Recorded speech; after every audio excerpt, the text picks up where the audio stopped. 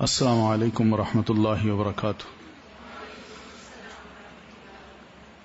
الحمد للہ وحدہ والصلاة والسلام علی من لا نبی بعدہ، اما بعد فاعوذ باللہ السمیع العلیم من الشیطان الرجیم، بسم اللہ الرحمن الرحیم۔ وما امروا الا ليعبدوا الله مخلصین له الدین حنفاء ویقیموا الصلاة ویؤتوا الزکاة وذلک دین القیمہ، صدق اللہ العظیم۔ حج کا جو فریضہ ہے اس کی ادائیگی کے لیے اللہ تعالیٰ نے قرآن مجید میں اور نبی صلی اللہ علیہ وسلم نے اپنی احادیث پاک میں بہت سی ہم کو ہدایات دی ہیں، جن ہدایات میں چند بنیادی باتیں ہیں جو ہم سب لوگوں کو، خاص طور پر وہ لوگ جو عام پبلک کو حج کے بارے میں تعلیم اور تربیت کے سیشن کرنا چاہتے ہیں، انہیں یہ تعلیمات یا یہ احادیث اور آیات صرف یاد دہانی کے لیے یاد رکھنی چاہیے، تاکہ جو مشن ہے، جو مقصد ہے اور جو دوسروں کی تربیت ہے وہ درست ہو سکے۔ سب سے پہلی بات تو یہ ہے کہ حج ایک واقعی ہمارے دین کا ایک بہت بڑا رکن ہے، اور اس حج میں انسان کی ہر اعتبار سے یعنی روحانی تیاری ہو جاتی ہے۔ یعنی کوئی ایسی چیز نہیں جو اسلام کے فرائض ہیں جو اللہ تعالیٰ نے ہم مسلمانوں پر عائد کیے ہیں، وہ حج کے ریچولز ادا کرتے دوران ادا نہ ہو رہے ہوں، یا ان کی تیاری نہ ہو رہی ہو، یا ان سے مسلمان غافل ہو۔ ایسا نہیں ہے۔ نماز حج کے دوران پڑھتا ہے، پیسہ حج کے دوران خرچ کرتا ہے، اسی طرح بھوک اور پیاس کو بھی وہ برداشت کرتا ہے، اور پھر اس کے ساتھ ساتھ حج کا جیسا عظیم جو رکن ہے اس کو بھی وہ ادا کر رہا ہے، اور پھر اللہ کی وحدانیت، اس کی بڑائی، اس کا بھی اظہار اٹھتے بیٹھتے آتے جاتے وہ کر رہا ہے۔ تو یہ سب چیزیں جو ہیں یہ انسان کی روحانی تیاری کا ایک بہت بڑا یعنی سبب ہے۔ جو لوگ حج پہ جانا چاہتے ہیں انہیں کیا ضرورت ہے اور انہیں کیا کچھ سکھانا چاہیے؟ سب سے پہلے تو میں یہ سمجھتا ہوں کہ ہم ذرا اس ماحول کو دیکھیں جہاں ہمارے حاجی جاتے ہیں، جن میں ہماری مسلمان پاکستانی خواتین بھی ہیں اور مرد بھی ہیں۔ یہ وہاں جا کے کیا کرتے ہیں، کیا محسوس ہوتا ہے وہاں جا کے کہ واقعی یہ لوگ کچھ حج کے ریچولز ہیں ان سے آگاہ بھی ہیں یا نہیں، اور یہاں کس مقصد کے لیے آئے ہیں، اس عظیم جگہ کا احترام کیا ان کے دلوں میں ہے بھی کہ نہیں۔ اور بطور خاص جو خواتین ہیں، ان خواتین کو ان مقامات پہ جا کے اپنے آپ کو، اپنے لباس کو، اپنے حجاب کو، اپنی حشمت کو کس طرح پیش کرنا ہے، یہ سب چیزیں اگر وہاں جا کے دیکھیں تو محسوس یہ ہوتا ہے کہ ہمارے بیشتر حاجی یعنی 100% تو نہیں میں کہتا، یعنی کم از کم 98 97 کے قریب جو ہمارے حاجی ہیں وہ بغیر کسی ٹریننگ کے، ان میں خواتین بھی ہیں مرد بھی ہیں، بغیر کسی ٹریننگ کے وہاں پہنچ جاتے ہیں، اور پھر وہاں جا کے حیران بھی ہیں، پریشان بھی ہیں، کرنا کیا ہے، کیا نہیں کرنا، کیا پہننا ہے، کیا نہیں پہننا، کیا دعائیں کرنی ہے، کہاں پہنچنا ہے، کچھ پتہ نہیں ہوتا۔ جبکہ دوسری قوموں کا یہ حال ہے، دوسرے ملکوں کے مسلمانوں کا، کہ وہ بغیر ٹریننگ کے اپنے کسی حاجی کو اپنے ملک سے نہیں نکالتے، اور جس سے ان کے ملک کا ایک نام بھی روشن ہوتا ہے اور ان کا ایک احترام بھی ہوتا ہے۔ لیکن یہ حقیقت ہے کہ یعنی اس دفعہ صرف عمرے کے دوران مجھے یہ بات سننا پڑی کہ غالباً 21ویں رات تھی، اور عشاء کی نماز کے بعد اور تراویح سے پہلے حرم کے جو امام ہیں شیخ سدیس، انہوں نے باقاعدہ ایڈریس کیا ساری مخلوق کو جو آئی ہوئی تھی حرم میں، اور وہ ایڈریس جو تھا صرف 10-12 منٹ کا تھا، اور اس 10-12 منٹ میں انہوں نے جو بنیادی بات زور دے کے کہی اور 2-3 دفعہ دعائیں بھی کی کہ ہماری جو مسلمان عورتیں جو یہاں آئی ہوئی ہیں، اللہ تعالیٰ ان کو ہدایت دے، ہداہن اللہ، اللہ ان کو ہدایت دے، کیونکہ وہ کہتے ہیں کہ یہاں پر ہم عام دیکھ رہے ہیں، نہ حجاب ہے، نہ سر پہ دوپٹہ ہے، نہ پراپر کپڑے پہنے ہوئے ہیں، نہ ان کو علم ہے کہ کیا کرنا ہے کیا نہیں کرنا، اور بار بار وہ یہ کہہ رہے تھے اللہ ان کو ہدایت دے، اللہ ان کو ہدایت دے. اور ان کا مقصد یہی تھا کہ حرم ہے، حرم پاک ہے، حرم پاک کا جو احترام ہے وہ فرض ہے. اللہ تعالیٰ نے مسلمانوں پر فرض قرار دیا ہے کہ وہ حرم پاک کا احترام کریں، اس لیے اس کا نام بھی حرم رکھا گیا ہے. تو یہ احترام نہیں ہے کہ وہاں پہنچ کے انسان اپنے آپ کو یعنی یہ سمجھے کہ میں اس مقام پہ بھی ویسا ہی جی سکتا ہوں یا ویسا ہی رہ سکتا ہوں یا ویسا ہی آ جا سکتا ہوں جس طرح بازاروں میں آتا جاتا ہوں یا آتی جاتی ہوں. بلکہ اس کا احترام یہی ہے کہ یہاں آ کے انسان پورے اسلامی لباس میں، پوری حشمت میں، پورے وقار کے ساتھ انسان آئے حرم میں عبادت کرے، مکسنگ نہ کرے، عورتیں الگ رہیں مردوں سے. یعنی یہ چیزیں عام ہیں جو وہاں عام مسلمان دیکھ رہے ہیں. تو اس سے پتہ یہ چلتا ہے کہ ہمارے ہاں تربیت کا فقدان ہے. تو الحمدللہ آپ لوگ اسی جذبے کو لے کے انشاءاللہ یہ جو مختصر سا ٹریننگ پروگرام ہے، یہ مقصد کو سامنے رکھ کے یعنی ہمیں چلنا چاہیے. ٹرین لوگوں کو اس طرح کیجیے کہ واقعی وہ محسوس کریں کہ ہم نے حج کیا ہے. کیونکہ پہلے اگر ٹریننگ ہو، تربیت ہو جائے تو حج کے بعد کچھ تبدیلی نظر آئے گی، اور اگر یہ نہ ہو تو حج کے بعد بھی کوئی تبدیلی نظر نہیں آتی. تو اس لیے چند ایک اہم باتیں ہیں جو میں سمجھتا ہوں کہ ہمیں اپنے تمام حجاج کو اور بالخصوص خواتین کو بتانی چاہیے کہ وہ اللہ کے گھر جا رہی ہیں، اللہ کی طرف سے بلاوا ہے. تو پھر یہ وہ چیزیں ہیں جن کو اپنا کے ہم اپنے حج کو مبرور بھی بنا سکتے ہیں اور ہمارا حج ہماری زندگی پہ اثر بھی کر سکتا ہے. تو اس میں سب سے پہلی بات تو یہ ہے کہ کوئی بھی ریچول دین کا کوئی منسک ہو یا کوئی بھی عمل ہو، اس کے لیے اللہ تعالیٰ کا یہ حکم ہے کہ وَمَا أُمِرُوا إِلَّا لِيَعْبُدُوا اللَّهَ مُخْلِصِينَ لَهُ الدِّينَ، کہ ہر انسان کو اللہ نے یہ حکم دیا ہے کہ وہ جب اللہ کی عبادت کرنا چاہے تو اسی کے لیے خالص ہو کے کرے. پہلی بات تو یہ کہ خلوص نیت کے ساتھ یہ حج ہونا چاہیے.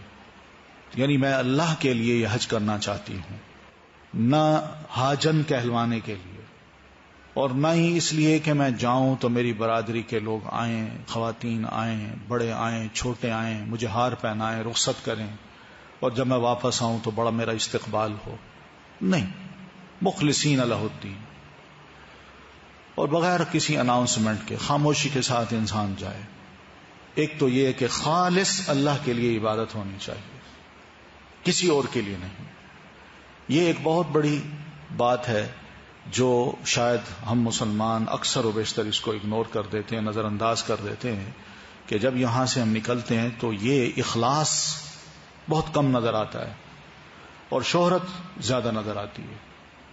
تو اس چیز کو ذرا توڑنا چاہیے کہ لوگوں میں یہ خیال نہ رہے، صرف یہ خیال ہو کہ میں اللہ کی عبادت کرنے جا رہی ہوں، اتنی تکلیف بھی اٹھاؤں گی، اتنا پیسہ بھی خرچ کر رہی ہوں، اور اتنی گھر میں تکلیفیں بھی ہیں، اتنے دکھ بھی ہیں، اتنے مصائب بھی ہیں، اور اتنی پریشانیاں بھی ہیں. ان تمام کو میں نے رب کے حضور جا کے پیش کرنا ہے، گناہوں کی معافی مانگنی ہے اور اپنے آپ کو تبدیل کرنا ہے تاکہ میرا حج قبول ہو. تو پہلی بات تو یہ کہ اکثر و بیشتر ہمارے ہاں جو اخلاص ہے حج کرنے کا وہ ریاکاری کی نظر چڑھ جاتا ہے. اس سے جتنا بھی اجتناب کرنے کا آپ کہہ سکتی ہوں ضرور کہیں، کیونکہ اس سے حقیقت یہ ہے کہ عمل بھی سزائے اور ساری کوشش بھی ضائع. یہی وجہ ہے کہ بعد میں تبدیلی نظر نہیں آتی. تو ایک تو یہ چیز ہے، آپ دیکھ لیں تاریخ اگر پڑھیں تو ام المومنین سیدہ عائشہ ہوں یا دوسری جو خواتین ہیں مسلمان صحابیات ہوں یا بعد کی خواتین ہوں، انہوں نے بھی حج کیے ہیں، مگر بہت کم حاجہ ایسی عورتیں ہیں جن کا تذکرہ یعنی اس معنی میں آیا ہو کہ وہ حج کے لیے نکلیں اور اس طرح استقبال ہوا اور اس طرح یہ ہوا اور اس طرح وہ ہوا. لیکن بڑی عاجزی کے ساتھ، خاموشی کے ساتھ حج کیا گیا، بلکہ اکثر تو پتہ ہی نہیں چلتا کہ کتنے حج کیے یا کب انہوں نے حج کیا، یا زندگی کے حالات میں وہ یہ لکھتے بھی نہیں ہیں کہ ہمارے حج ہوئے بھی ہیں کہ نہیں، لیکن حج کیے ہیں. نیک لوگ تھے. تو پہلی بات تو یہ ہے کہ اس کے لیے اپنے آپ کو انسان تیار کرے کہ میں نے محض اللہ کی خاطر یہ عبادت کرنی ہے اور مجھے شہرت مقصود نہیں ہے. پھر دوسری بات جو بڑی اہم ہے وہ یہ حاجی کی تربیت. اس تربیت میں اس کو سارے ریچول سے ترتیب وار آگاہ کیا جائے، گھر سے نکلنے سے لے کر واپس گھر آنے تک کے جتنے مراحل ہیں، اور خاص طور پر معمولی ایسی باتیں جو خواتین کے لیے بڑی اہم ہیں، ان سے ضرور آگاہ کیا جائے. کیونکہ بہت سے ایسے مسائل ہیں جو ہمارے ہاں خود گھروں کے اندر، فیملیز کے اندر بھی ان کو نظر انداز کیا جاتا ہے. دین حکم دے رہا ہوتا ہے مگر ہم اپنے اندر بھی ان مسائل کو نظر انداز کر دیتے ہیں. لیکن حج کے سفر میں یہ چیزیں نظر انداز نہیں ہونی چاہیے. یہ موقع ہوتا ہے کہ کسی حاجی کو یا حاجن کو اس موقع پہ صحیح راہ پہ لایا جائے. کیونکہ وہ اگر ان 40 دنوں میں یا 50 دنوں میں جتنے بھی دن اس کے ہیں، ان تمام دنوں میں اگر خود کو یہ عادی بنا لیتا ہے کہ میں نے اپنے آپ کو واقعی اسی لمٹ میں رکھنا ہے، انہی حدود میں رکھنا ہے، تو ہو سکتا ہے کہ اللہ تعالیٰ کسی وقت حج کے دوران اس کے دل میں یہ بات ڈال دے کہ آئندہ بھی میں نے اپنے آپ کو اسی طرح بنا کے رکھنا ہے. تو اس لیے حج کا مرحلہ جو ہے بڑا زبردست ہے. اس میں انسان کو خود بخود سوچنے کے بڑے مواقع ملتے ہیں. جب انسان خود تکلیف اٹھاتا ہے، اپنے اوپر آ پڑتی ہے، تو پھر وہ ضرور سوچتا ہے کہ میں خود بھی اپنے آپ کو کچھ نہ کچھ تبدیل کروں، اور تبدیلی ہو سکتی ہے. اور اگر اتنا مشکل کام میرے لیے اللہ نے آسان کر دیا تو آگے کیا مشکل ہو سکتی ہے. تو اس لیے چھوٹے چھوٹے جو مراحل ہیں وہ آپ زیادہ بہتر جانتی ہیں کہ وہ کیا کیا ہیں. ان تمام مراحل سے بڑی باریک بینی سے ان کو آگاہ کیا جائے. کبھی جا کے وہاں یہ دیکھیے کہ انڈونیشیا اور ملائیشیا کی خواتین آتی ہیں، کیا ان کی حالت ہوتی ہے. ماشاء اللہ بالکل آرگنائز طریقے سے نکلتی ہیں، ایک گروپ کی صورت میں. مجال ہے کوئی مرد ان کے درمیان ہو، اور مرد ہوں گے تو سائٹ پہ ہوں گے، اور ان کو پوری سیکیورٹی دے کے وہ حج کے رش کے اندر سے نکال کے حرم کے ایسے مقام پہ لے جاتے ہیں جہاں رش نہ ہو، اور علیحدہ بیٹھ کے، بس حرم کی حدود کے اندر ہیں، علیحدہ بیٹھ کے اجتماعی طور پر بیٹھیں اور اللہ کا ذکر کریں، اللہ سے دعائیں کریں، فرض ادا کریں، اعتکاف کریں، اور پھر اسی طرح ایک دوسرے سے گپ شپ نہ کریں. یہ عام چیز وہاں دیکھنے میں آتی ہے. بہترین حجاب پہنا ہوا، اچھا ڈریس پہنا ہوا، صاف ستھرے اجلے سفید کپڑے، پورے کورڈ. اور پھر یہ نہیں کہ رش میں گھسیں. حرم میں دیکھیں گے رش ہے تو حرم کے اندر باہر کر کے جہاں بھی سیڑھیاں ہیں ان سیڑھیوں کے اوپر چڑھ کے پہلے ان کا بندہ وہ سارا کچھ سروے کر لیتا ہے کہ کون سا راستہ ہمارے لیے خالی ہے. تو وہ اسی راستے کو آرام سے اپنا کے خواتین جاتی ہیں، اور جو جگہ اوپر کہیں بھی اس کو خالی ملتی ہے وہاں وہ آرام سے بیٹھ جاتی ہیں، اکٹھی بیٹھی ہوتی ہیں. گزرنے والا بھی محسوس کرتا ہے کہ واقعی یہ لوگ عبادت کے لیے آئے ہیں، یہ سچے مخلص لوگ لگتے ہیں. یعنی ان کی آپس کی گفتگو بھی، یعنی وہ کوئی نہیں دیکھتا کہ کوئی ساتھ بیٹھی بات کر رہی ہے، نہیں، وہ ہر عورت، ہر خاتون یا تو اس کے ہاتھ میں قرآن مجید ہے، یا دعاؤں کی کتاب ہے، یا ہاتھ خالی اٹھا کے وہ دعا کر رہی ہے. کوئی اور چیز. بازاروں میں بھی گھومتے ہوئے بڑا کم دیکھا گیا ایسی خواتین کو، کہ سٹورز پہ جائیں، ادھر جائیں ادھر جائیں. نہیں، عبادت کے لیے آئی ہیں. کوئی لڑائی نہیں، کوئی جھگڑا نہیں، کوئی آوازیں نہیں ہیں. خاموشی کے ساتھ، بڑے احترام کے ساتھ وہ جا رہی ہیں اور آرام سے بیٹھ کے عبادت کی، اور عبادت کے بعد واپس اپنے کمرے میں آ گئے. یہ وہ چیز ہے جو کہ عام دنیا وہاں دیکھتی ہے. ہم مسلمانوں میں خاص طور پر جو ہم لوگ ہیں انڈیا پاکستان کے، یا عربوں کے بھی بہت سے ایسی خواتین ہیں جو ان چیزوں کا خیال نہیں کرتے. حالانکہ یہ ہونا چاہیے. یہ اصل ٹریننگ ہے کہ کرنا کیا ہے وہاں، کس لیے ہم جا رہے ہیں. اور ان کو دیکھ کے واقعی رشک آتا ہے کہ شاید مرد حضرات بھی اس طرح کی عبادت نہ کرتے ہوں اور ان کے ذہن ادھر ادھر الجھے ہوتے ہیں، مگر یہ خواتین وہاں بالکل خالص مومنہ بن کے وہاں جا کے اللہ کے حضور اپنے جو کچھ بھی ہو سکتی ہے التجائیں، دعائیں وغیرہ کرتی ہیں اور اس کی عبادت کرتی ہیں. تو یہ پہلی چیز ہے کہ ہم لوگ چھوٹی چھوٹی باتوں کو، یہ چھوٹی چھوٹی باتیں ہیں لیکن ہیں بہت اچھی، اس کا اچھا اثر پڑتا ہے دوسروں پر، اور دوسرے لوگ بھی مطمئن ہوتے ہیں. وہاں کے مقامی جو پولیس ہے یا ان کے انٹیلیجنس کے لوگ ہوتے ہیں، ادھر ادھر سیکیورٹی کے جو لوگ ہوتے ہیں، اور پھر اسی طرح آنے جانے والے مشائخ ہوتے ہیں، علماء ہوتے ہیں، وہ جب ان مناظر کو دیکھتے ہیں تو واقعی وہ متاثر ہوئے بغیر نہیں رہتے، اور ہر جگہ اس کا تذکرہ کرتے ہیں. یعنی اپنے لیکچرز میں، کہیں بھی ان کے لیکچرز ہوں، چاہے ٹی وی پہ ہوں، میڈیا پہ ہوں، یا عام پبلک میں ہوں، مسجدوں میں ہوں یا حرم کی حدود میں ہوں، ہر جگہ اس کا تذکرہ کرتے ہیں کہ یہ وہ چیز ہے جو ہم چاہتے ہیں. تو اس سے ایک اچھا نام بنتا ہے. تو اچھا نام بنانے کے لیے ضرور ہمیں کوشش کرنی چاہیے کہ ایسی تربیت کی جائے کہ خاتون واقعی وہاں محترم بن جائے اور حرم کا احترام کرتے ہوئے وہاں صرف اور صرف عبادت کرے. تو یہ تربیت کے جتنے مراحل ہیں وہ سب ان کو بتائے جا سکتے ہیں. ہمارے ہاں تو بیچاری خواتین کو لباس پہننا نہیں آتا کہ احرام کیسے پہننا ہے. وہ جا رہی ہیں، ہوا آئی ہے، سر سے اڑ گیا، یا آدھا سر ننگا ہے، یا سر پہ ہے ہی نہیں، تو انہوں اتار کے گلے میں ڈال لیا، باقی احرام باندھا ہوا ہے اور جا رہی ہیں اور سر ننگا ہے. وہ بھی عمرے کے لیے جا رہی ہوں یا حرم میں جا رہی ہوں. یہ اکثر و بیشتر دیکھنے میں آتا ہے وہاں، جس سے بڑی شرم آتی ہے کہ ایک مسلمان ملک جس کا نام دنیا میں بڑے عجیب و غریب قسم کے ٹائٹلز کے ساتھ مشہور ہے، اور اس کی اندرونی حالت یہ ہے، اور بالخصوص خواتین کی. اور جب یہ حالت دنیا دیکھتی ہے تو ان کو پتہ چل جاتا ہے کہ جب خواتین کی حالت ہے تو آئندہ نسل کیا ہوگی. تو اس لیے وہ بے خوف ہیں، وہ جانتے ہیں. لیکن بہرحال یہ بہت عظیم کام ہے کہ جو خواتین جانے والی ہیں یہاں سے حرم کی طرف، ان کو اچھی طرح ان کی تربیت کر کے، ان کو اجتماعی صورت میں ایک دوسرے کے ساتھ پرو کے چلنے کی ایک عادت ڈلوا کے، اور وہاں کے جو ریچولز ہیں ان کو باقاعدہ ادا کرنے کا ایک جذبہ ان کے اندر پیدا کر کے اگر روانہ کیا جائے اور ان کی نگرانی بھی کوئی ہو، تو میں سمجھتا ہوں یہ بہت بڑی روحانی تیاری ہو جائے گی ان کی. یہ بڑا اہم کام ہے، اور یہ کام ضرور پوری تفصیل کے ساتھ، پوری ڈیٹیل کے ساتھ ان کے سامنے پیش کرنا چاہیے. خدا خوفی کا جذبہ وہ بہرحال وہاں بھی آ جاتا ہے، کچھ سننے سنانے سے بھی آ جاتا ہے. آیات ہیں، احادیث ہیں، اور عبادات کے طریقے ہیں، اور ان میں دعائیں ہیں، رقت قلبی کی باتیں ہیں، دل نرم ہو اور دعائیں یاد کی جائیں. یہ سب ایسی چیزیں ہیں جو کہ ان کے ذہنوں میں بٹھائی جائیں اور ڈالی جائیں. دنیا داری کو ترک کی جائے، یعنی کوئی ضرورت نہیں ہے بازار میں جانے کی، اور کوشش یہ کرے زیادہ سے زیادہ انسان فائدہ اٹھائے کہ حرم میں بیٹھ کے عبادت کرے یا حج کے جو ریچولز ہیں وہ ادا کرے.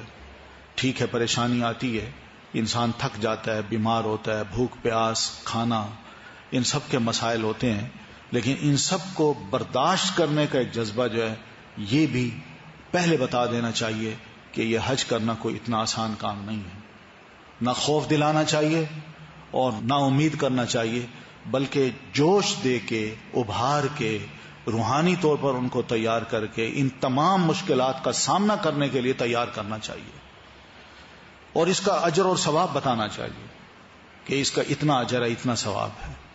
اس لیے تو اللہ کے رسول نے فرمایا کہ بھئی حاجی جب حج کر کے واپس آتا ہے تو رجع کا یوم ولدتہ امہ، اس کی حالت یہ ہو جاتی ہے جیسے آج ہی اس کی ماں نے اس کو جنا ہے.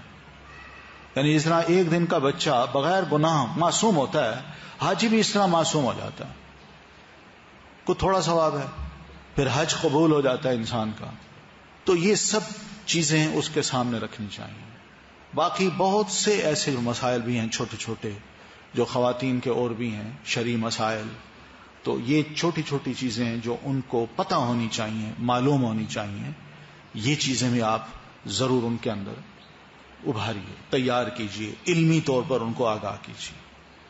بہت سی خرافات بھی ہوتی ہیں وہاں، ہمارے اپنے لوگ جا کے کرتے ہیں، جن میں بدعات بھی ہیں، شرکیہ دعائیں بھی ہیں، اور اسی طرح یعنی کچھ ایسے عمل ہیں جو انسان سمجھتا ہے کہ یہ بھی حج کا حصہ ہے، اور ایسی ایسی جگہوں کے وہ انکشاف کرتے ہیں کہ یہ وہ جگہ ہے جہاں اللہ کے رسول صلی اللہ علیہ وسلم معراج پہ گئے تھے، لہذا اس جگہ بھی 2 نفل پڑھ لو.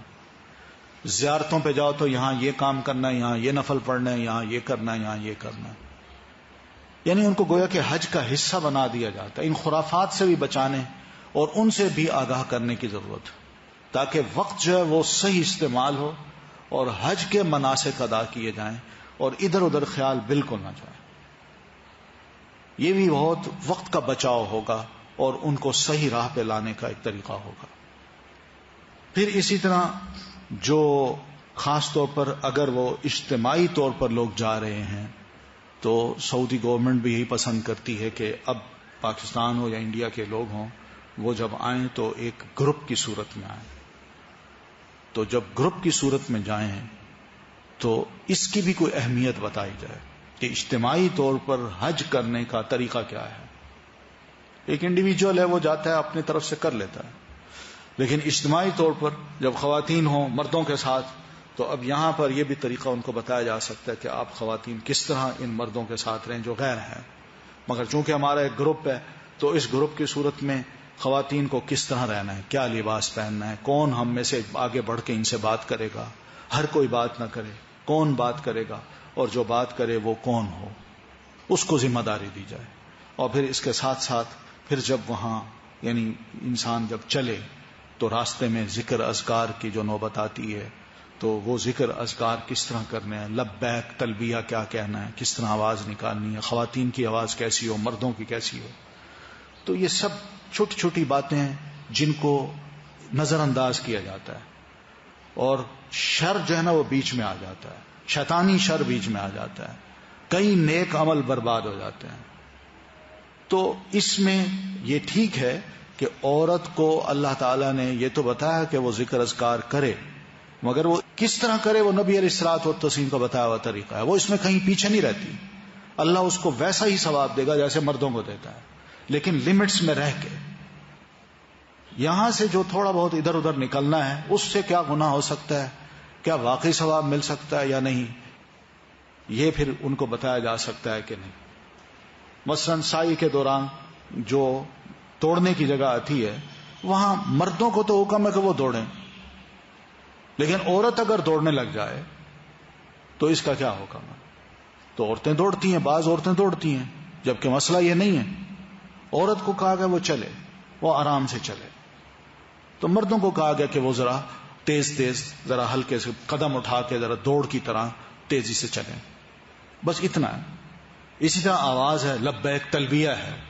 عورتیں اگر اجتماعی طور پر تلبیہ کہتی ہیں تو ان کی اجتماعی آواز جب نکلتی ہے تو اس میں آواز پہچانی نہیں جاتی، اس حد تک کو اجازت دی جا سکتی ہے. لیکن ایک سنگل عورت وہ آواز نکالے اور مرد بھی نکال رہے ہوں تو وہاں پہچانی جا سکتی ہے. تو حج کے ریچولز میں اس سے منع کیا ہے کہ نہیں، ایسا نہ ہو. ہیں چھوٹی چھوٹی باتیں مگر یہ مسائل ہیں، خاص طور پر ان کا خیال کرنا چاہیے. صرف اس لیے نہیں کہ یہ کیوں ہے، صرف اس لیے کہ اللہ کا حکم ہے، رسول اللہ کا حکم ہے، اور اس میں ثواب ضائع ہونے کا خطرہ ہے. پھر اسی طرح ہم یہ دیکھتے ہیں کہ جہاں سے جب ہمارے حجاج خواتین وغیرہ جب روانہ ہوتے ہیں تو روانگی سے پہلے بہت سے ایسے لوگ ہیں جو زندگی میں پہلی بار حرم میں جا رہے ہوتے ہیں، بہت سے ایسے لوگ ہیں. تو ان کے لیے یہ سفر میں ایک جوش ہوتا ہے، جذبہ ہوتا ہے، اور بہت سے لوگ گھبرائے ہوئے بھی ہوتے ہیں، کیونکہ کچھ لوگوں نے ان کو ایسی ایسی کہانیاں سنائی ہوتی ہیں کہ وہاں گرمی ہوتی ہے، بھوک ہوتی ہے، رش ہوتا ہے، رہنے کی جگہیں ٹھیک نہیں ہیں، سڑکوں پہ سونا پڑتا ہے، دھوڑ اڑتی ہے، پیدل چلنا پڑتا ہے، بیمار ہو جاتے ہیں، بیمار ہوتے ہیں تو ہسپتال نہیں ملتے، ڈاکٹر نہیں ملتے. ایسے باتیں سنائی جاتی ہیں کہ لوگوں کے اندر ایک گھبراہٹ سی پیدا ہو جاتی ہے. تو یہ جو گھبراہٹ ہے اس کو بھی ذرا سکون میں بدلنے کی ضرورت ہے کہ ان کے اندر کوئی گھبراہٹ نہ آئے، وہ ذہنی طور پر تیار ہوں کہ ہم نے ہر قسم کی آنے والی مشکل کو برداشت کرنا ہے. اور یہ برداشت تبھی ہوگی جبکہ حج کرنے کا ایک خالص جذبہ انسان کے دل میں ہو، اور وہ اللہ کا شکر گزار ہو کہ اللہ تیرا شکر ہے کہ تو نے مجھے بلا لیا، تو نے مجھے اپنے حج کے لیے، اپنے کعبہ کی، بیت اللہ کی زیارت کے لیے بلا لیا. اس کے اندر یہ سب سے بڑی خوشی ہو. باقی جو پریشانیاں ہیں وہ نیچے آ جائیں، ان کو وہ اہمیت نہ دے. تو اس خوشی کو ابھاریے، اور جو پریشانیاں ہیں وہ خود بخود دب جائیں گی اور وہ ان کو بڑی آسانی سے برداشت بھی کر لیں گی. پھر یہ ہے کہ یہ سارا کام جو کیا جائے گا، جو آپ انشاءاللہ کریں گی، اس میں یقین مانیں کہ یہ تو آپ یقین کر لیں کہ خیر کی بات، جیسے حدیث میں آتا ہے نا الدال علی الخیر کفاعلہ، خیر کی بات یا خیر کی رہنمائی کرنے والا ایسا ہے جیسے خود کرنے والا ہوتا ہے. یعنی بلا شبہ آپ جس کی تربیت کریں گی اس کو ایک اچھی شے بتا دیں گی، اچھے مسائل بتا دیں گی، وہ وہاں جا کے جب ان تمام ریچولز کو ادا کریں گی تو مجھے امید ہے کہ وہ آپ کو اپنی دعاؤں میں نہیں بھولیں گی. اور پھر جو نیکی کریں گی اس کا ثواب بھی حدیث کے مطابق آپ کو بھی ملنا ہے. اس لیے بڑا خیر کا کام ہے یہ کہ انسان دوسرے کی خیر خواہی کے لیے، اس کی نیکی صحیح کرنے کے لیے اور اس کی نیکی برباد ہونے سے بچانے کے لیے ساری کوشش کرے اور اس کی بہتر سے بہتر اس کی تربیت کر دے. تو انشاءاللہ مجھے امید ہے کہ آپ لوگ بھی اس پورے ثواب میں کار خیر میں شامل ہوں گے. تو اس لیے اس کو اسی جذبے سے آگے لے جائیے کہ ہماری زندگی جو کچھ بھی ہے اس میں ہماری روح جو ہے وہ بہت پریشان ہے، اس میں سکون نہیں، ہم بے چین لوگ ہیں، ہم نہ اللہ سے جڑے ہوئے ہیں نہ دنیا سے جڑے ہوئے ہیں. ہماری حالت کچھ بالکل گو مگو کی ہے، درمیانے سے لوگ ہیں، پتہ نہیں چلتا ہم مسلمان بھی ہیں کہ نہیں. تو اسلامی یا مسلمانی ان کے اندر پیدا کرنے کے لیے یہ سب ایسی چیزیں ہیں جو کہ یہ ضروری ہے کہ ان کے اندر یہ چیزیں پیدا کی جائیں. لیکن یہ سب چیزیں آپ پر منحصر ہیں، کیونکہ ایک استاد جو ٹیچر ہوتا ہے، سکھانے والا، اس کے اندر اگر ایک جذبہ ہے، شوق ہے اور اخلاص ہے تو دوسرا بھی اس کو قبول کرتا ہے، اس کا اثر لیتا ہے اور پھر اس کے ساتھ ساتھ وہ بھی وہی کام کرتا ہے بلکہ اس سے زیادہ پرجوش طریقے سے کرتا ہے، اور جس نے اس کو گائیڈ کیا ہوتا ہے وہ اس کے لیے پھر دعا گو بھی ہوتا ہے. اس لیے یہ سب چیزیں اللہ تعالیٰ نے، میں سمجھتا ہوں کہ اس ماحول میں ایک توفیق کے طور پر ہمیں دے رکھی ہیں کہ ہم اس کار خیر میں حصہ لیں، اور جو بھی حصہ ہم اپنی زندگی میں بہتر سے بہتر ڈال سکتے ہیں وہ ڈال دیں. تو اس میں یہ سمجھتا ہوں کہ آپ لوگوں کا کام یہ ہوگا کہ زیادہ سے زیادہ حج کے ریچولز کے بارے میں مطالعہ کریں. لوگوں نے آپ سے سوال کرنے ہیں، مسائل پوچھنے ہیں، تو بہتر تو یہ ہوگا کہ اسی طرح ان کو سلائیڈز دکھا دی جائیں اور ان کو سمجھا دیا جائے، خود پریکٹیکلی کر کے دکھا دیا جائے کہ حجاب اس طرح پہننا ہے اور کپڑے یہ ہونے چاہیے اور اس طرح حرم میں جانا ہے اور یہاں جا کے بیٹھنا ہے اور عبادت کرنی ہے، حج کے ریچولز میں اس طرح چلنا ہے، اس طرح گروپ میں. اور پھر اسی طرح اگر میاں بیوی جو آپس میں جا رہے ہیں وہ بہت اچھا ہے، وہ دونوں اکٹھے اگر جا رہے ہیں ایک دوسرے کا سہارا بن جاتے ہیں اور گائیڈ بھی کرتے ہیں دوسروں کو. تو ایسی تمام صورتوں میں جو کچھ بھی ہے ان کو ایک ایک مرحلے سے آگاہ کرنا یہ بڑا اہم کام ہوگا، اور بار بار ان چیزوں کو آگاہ کیجیے. مجھے امید ہے کہ انشاءاللہ جو لوگ اس تربیت گاہ سے باہر نکلیں گے اور حج کر کے واپس جب آئیں گے تو ضرور اس بات کے معترف ہوں گے کہ یہ وہ حج ہے جو واقعی ہمیں محسوس ہوا ہے کہ ہم نے درست کیا ہے. یعنی کئی لوگ ہیں جو یہاں سے جاتے ہیں، کئی دفعہ عمرہ کر کے آئے، کئی دفعہ حج کر کے آئے، مگر دل میں سکون نہیں ہوتا تھا. اور جب ان کو علماء کے ساتھ یا تربیت یافتہ لوگوں کے ساتھ بھیجا گیا اور وہ عمرہ کر کے آئے تو واقعی انہوں نے محسوس کیا کہ عمرہ ہوتا ہے تو یہی ہوتا ہے، حج ہوتا ہے ایسا ہوتا ہے، واقعی ہم نے حج کیا ہے. یہ حج تھا جو میں سمجھتا ہوں میرا حج ہے، باقی کوئی حج نہیں تھا. تو اس لیے ایسے مواقع کو جانے نہ دیجیے. اللہ تعالیٰ نے توفیق دی ہے، بہت سے لوگ آئیں گے آپ کے پاس، پڑھے لکھے بھی، جاہل بھی، ان کے پاس کوئی تربیت نہیں ہوگی. کیجیے ان کی تربیت، آگاہ کیجیے ان کو چھوٹی چھوٹی باتوں پہ. اور الحمدللہ میں دیکھتا ہوں کہ ہمارے پاس جو چھوٹی چھوٹی یہ کتابیں ہیں، ان کتابوں میں ماشاءاللہ بہت حد تک ان باریک مسائل کو بھی یا چھوٹی چھوٹی چیزوں کا بھی ذکر کر دیا گیا ہے جو بہت ضروری ہے اور ترتیب وار ذکر ہے. تو انہی کی سلائیڈ جو ہیں وہ عورتوں کو دکھائیے اور کوشش یہ بھی کیجیے کہ ان کو کہیے کہ دعائیں بھی اچھی اچھی یاد کر لیں.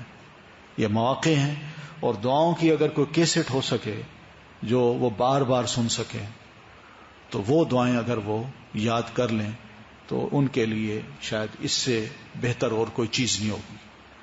ہماری اکثریت جو ہے وہ دعا مانگنا بھی نہیں جانتی، اس کو پتہ نہیں کہ اللہ تعالیٰ سے میں نے کیا مانگنا ہے.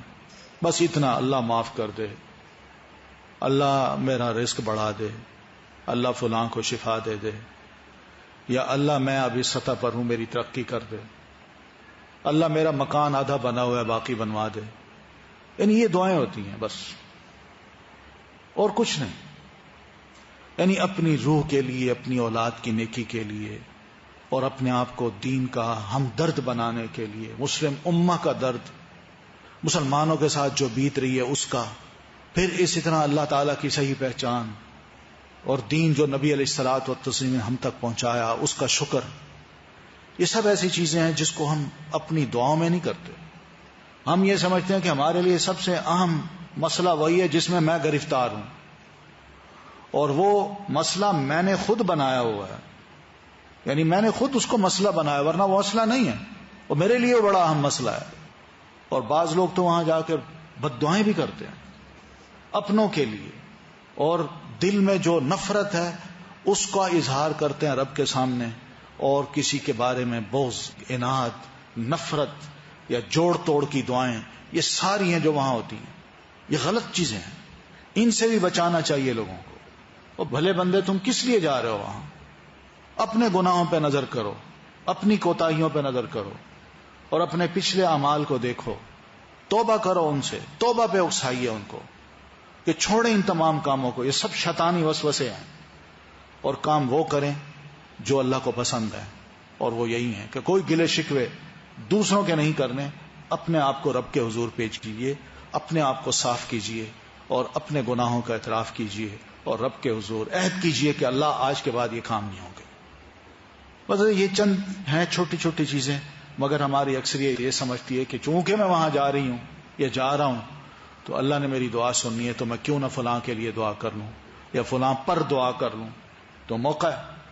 تو یہ بڑی عجیب و غریب قسم کی سوچ ہے جو کہ عام مسلمانوں میں آ گئی ہے. تو یہ جہالت ہے، اس سے دور کیجیے ان کو. اچھی اچھی دعائیں ان کو سکھائیے، انہیں مجبور کیجیے کہ یہ دعائیں آپ نے یاد کرنی ہیں، اور حرم میں بیٹھ کے کچھ نہیں کرنا سوائے اس کے یہ دعائیں کے، اور قرآن پڑھنا ہے، ذکر اذکار کرنے ہیں، اور اچھے ذکر بتائیے. یہ جو چھوٹی موٹی الٹی سیدھی کتابیں ہیں وہ ان سے چھڑوائیے، اچھی کتابیں ان کو دیجیے. الحمدللہ ہمارے پاس بہت اچھا لٹریچر ہے، یہ سب کچھ بانٹا جا سکتا ہے اور انہیں دیا جا سکتا ہے. تو یہ چند ایک چیزیں ہیں جو میں سمجھتا ہوں کہ آپ لوگ ذرا ان چیزوں کو ذرا تھوڑا سا اپنے پیش نظر رکھیے گا، اور دوسروں کی تربیت کے لیے اور بھی بہت سی انشاءاللہ آپ کو باتیں بتائی جائیں گی، تو ان کو بھی آپ ذرا پیش نظر رکھ کے ان تمام خواتین کو آگاہ کیجیے. امید ہے انشاءاللہ ان کا حج بھی بہتر ہوگا، اور جو آپ ان کو بتائیں گی اس کا ثواب انشاءاللہ آپ کو بھی ملے گا انشاءاللہ، اور اس طرح ان کا حج قبول بھی ہو جائے گا. باقی کوئی سوال ہو تو بسم اللہ کیجیے. ہاں، اس کے بارے میں حدیث میں تو یہ آتا ہے کہ لا تنتقب المرأة، یعنی حاجی عورت جو ہے وہ حج کے دوران جب اپنا لباس پہنے، احرام پہنے، تو وہ اپنا نقاب نہ پہنے. یعنی جو نقاب ہوتا ہے عام طور پر وہ اپنے علاقے میں وہ جو پہنتی ہیں وہ نہ پہنے. تو اب اس کا طریقہ جو ہے وہ یہی دو تھے جو صحابیات میں ملتا ہے کہ انہوں نے نقاب تو نہیں پہنا ہوتا، مگر ایک چادر جو سر پہ دوپٹہ جو اوڑھا ہوتا ہے، انسلا دوپٹہ ہوتا تھا، اس کو اوڑھا ہوتا تھا، اور اس کے جو پلو ہیں آگے سے لٹکائے ہوتے تھے. یہ سلا ہوا نقاب ہے. تو اس نقاب سے منع کی ہے کہ حاجی خاتون یہ نقاب نہ پہنے. وہ انسلا کپڑا ہوتا ہے، چادر رومال ٹائپ کا، وہ سر پہ باندھ کے آگے اس کے پلو لٹکے ہوتے تھے. اگر کوئی سامنے مرد آ جاتے تو وہ اپنا چہرہ دوسری کر لیتی، یا پھر اپنے پلو کو لٹکا لیا کرتی تھی. ایک طریقہ تو یہ تھا. اب چونکہ بڑا رش ہے، اب ہر طرف مرد ہیں، عورتیں ہیں، مکسڈ ہیں. وہ پہلے رش اتنا نہیں ہوتا تھا، جگہ بھی بہت کھلی لگتی تھی، اب کھلی جگہ بھی تنگ نظر آتی ہے، وہاں ہر طرف انسان ہے انسان. تو ایسی صورت میں بہت سے علماء کا یہ کہنا ہے کہ نقاب نہ پہنے، لیکن نقاب کے علاوہ وہی چادر جو ہے اس کو یعنی سر پہ باندھ کے پھر اپنے چہرے پہ یوں لپیٹ لے، اور صرف اس کی آنکھیں یہ نظر آ جائیں، اور وہ اپنا حج کا ادا کرے تو ٹھیک ہے، تاکہ کسی اور کی نظر اس پہ نہ پڑے. بہرحال میں سمجھتا ہوں یہ فقہی مسئلے اگر شروع ہو گئے تو بڑا لمبا ہو جائے گا، لیکن ایک آپ کا یہ ہے ایک پروگرام جس میں آپ نے اس قسم کے سوال کرنے ہیں، اور آپ کو انشاءاللہ جواب اس کا دیا جائے گا. جو میں نے اس وقت گفتگو کی، آپ یعنی لوگوں کو مزید کیا بتا سکتی ہیں اور ان کو کس طرح تیار کر سکتی ہیں، وہ میں سمجھتا ہوں ایک دوسرے سے شیئر بھی کیجیے کہ میرے ذہن میں یہ بات ہے، میرا خیال ہے یوں ہونا چاہیے، یہ کمی دیکھی جاتی ہے تو اس میں ہمیں یہ طریقہ اختیار کرنا چاہیے، اس طرح بہتر ہے کہ اصلاح ہو سکتی ہے۔ لوگوں کو کس طرح کنونس کریں کہ یہ چھوٹی موٹی کتابیں چھوڑیں اور یہ والی کتابیں جو ہم دے رہے ہیں وہ استعمال کریں؟ لیکن انشاءاللہ جو آپ کے پاس آئیں گی آپ ان کو پہلے بتائیے، وہ تو انشاءاللہ انہی کتابوں کو لے لیں گے، اور انہی کو آپ کہہ سکتے ہیں کہ بھئی آپ یہ دیکھیے یہ کتاب اگر دوسروں کی بھی جانتے ہوں حاجی حضرات تو ان کے لیے بھی آپ لے لیں، ان کو بھی دے دیجیے، یہ آپ کے لیے صدقہ جاریہ ہوگا۔ تو آہستہ آہستہ چیز پھیلے گی۔ کوئی اور طریقہ تو نظر نہیں آتا، انسان ایک دوسرے کو ملتا رہے اور بانٹتا رہے، بتاتا رہے، اور اس طرح ایک نیکی پھیلتی ہے، یہی ایک طریقہ ہو سکتا ہے۔ جی الحمدللہ دارالسلام کی الہدا کی کچھ چھپی کتابیں ہیں، یہ آپ لوگوں میں عام کیجیے، وہ زیادہ بہتر ہے۔ مختصر دعائیں بھی ہیں اور مسنون دعائیں بھی ہیں جو نبی علیہ الصلوۃ والتسلیم نے حج کے دوران کی ہیں، اور آپ نے دوسروں کو بھی بتایا کہ یہ دعائیں کی جانی چاہیے۔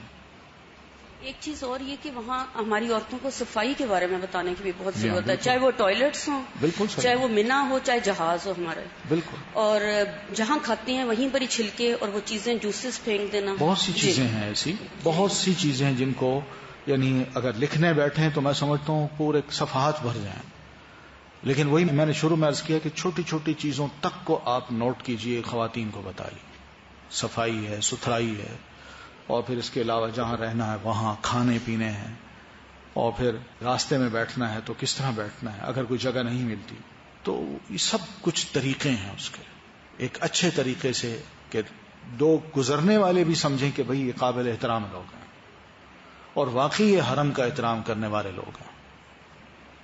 ایک چیز تو ہم یہاں سے ٹریننگ کر کے یا سیکھ کر جاتے ہیں، لیکن وہاں پر کوئی مسئلہ پیش آ جائے تو اکثریت کو شاید وہاں علم نہیں ہوتا کہ وہاں مکتب بنے ہوئے ہیں، ہماری زبان میں بھی وہاں جو مسائل پیش آئے ہم وہاں سے دریافت کر سکتے ہیں۔ اگر ایسی کوئی مشکل پیش آئے تو رک کر مسئلہ پوچھ لیں اور پھر جو ہے آگے چلے، یہ بھی گائیڈ لائن میں بتایا جا سکتا ہے۔ سر بالکل بتائیں، آپ ان کو بتائیں، لوگوں کو بتائیں، بھئی کوئی مسئلہ ہو تو یہ دیکھیے ان کا یہ ڈیسک لگا ہوا ہے، یہاں پر آپ جائیں، وہاں انگلش میں بھی، اردو میں بھی، عربی میں بھی اور مختلف لینگویجز میں ترجمہ کر کے یا سمجھانے والے ان کے لوگ کھڑے ہیں، وہ بتا دیتے ہیں مسائل کو۔